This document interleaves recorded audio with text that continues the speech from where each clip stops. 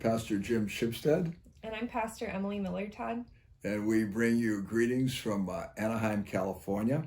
We were asked to share about how our church has responded to the COVID-19 virus and our journey through that whole process. We found out, of course, that we weren't able to meet uh, for worship. Disneyland, which is the biggest employer around here, closed down. We had to close down our school for a number of months. We didn't know how we were going to survive. We have 8 churches here, well, 7 churches and one outreach to the women that are coming out of jail and so forth. And about half of those groups decided not to meet again on our campus. We had 38 weddings that ended up having to cancel during COVID. So, Emily, you want to add to other things that were going on then? Well, it was a discouraging time at the beginning of the pandemic to have to cut staff back since our income was cut so much. And I know we had to pause payments towards the mortgage, and it just seemed really discouraging. And one of the joys of COVID is actually seeing how even in such a discouraging time, God provided and orchestrated beyond our imagination, I'd say. We have a volunteer in our church who taught us about Facebook Live and about Zoom, and that was a game changer for us. So we had a few people meet in that for worship, and we started telecasting our services, and that was a new experience. And it was great because people joined us from various parts of the United States and actually various parts of the world that we would have never done that before. That's just not our thing, and yet we were kind of forced to do that. We had a couple of people in Bible studies on Zoom in their 90s, and I thought, wow, if they can navigate through that, we can learn and do the best as well.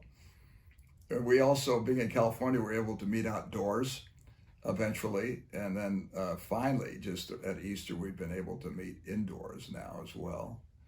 We had generosity towards missions as well that we didn't expect.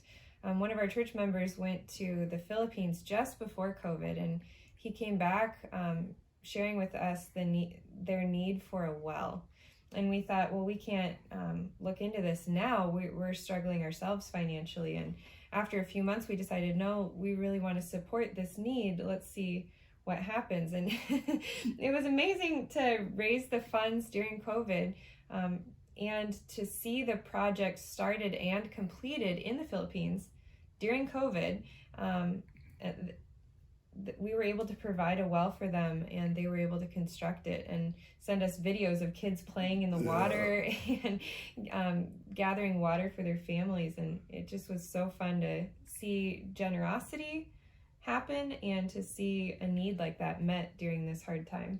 Yeah, people started giving online, which was another new thing, and it was a real game changer for that little village in the Philippines. They used to have to walk 3 to 4 kilometers to get clean water, and now they'll have clean water not only for the church but for that village, and we really thank God for that. The other thing that happened is we were approached by one of the churches here about having a food bank and distributing food. And so it was called Operation Bless. The churches came together. We had many volunteers.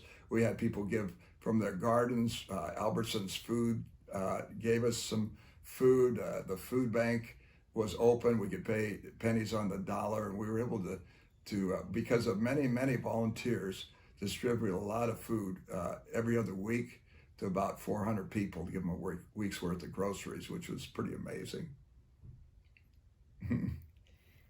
It's also been fun just to see. Pastor Jim talked about us switching to Facebook Live and Zoom, and it's been a blessing to have set that up because now we've found that people who are shut in more, they're able to continue to participate with us in worship. And it's funny to hear them say, we can hear better from home online than we could in person for worship. And it's just, I feel like God helped set us up to meet some needs that we hadn't thought about before COVID.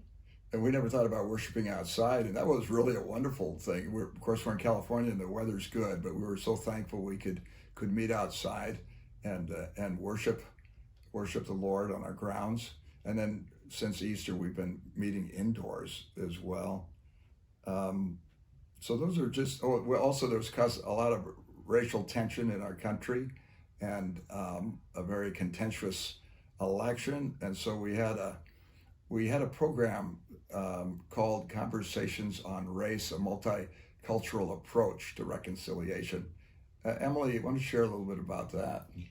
Yeah, we had 3 different discussion nights where we shared videos of other pastors speaking about current racial dynamics within the United States. And then because we have multicultural churches right on our property that share space with us, we brought together pastors and church members from these different congregations to have a panel discussion about what we were hearing.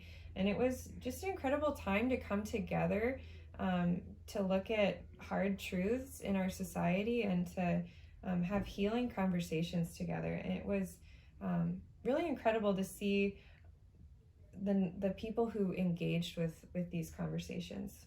Yeah, it was really wonderful. And I've been here almost 40 years, and I think it was one of the best things we've ever done at our church, to hear people's pain and to pray together and worship together and really see genuine reconciliation happen.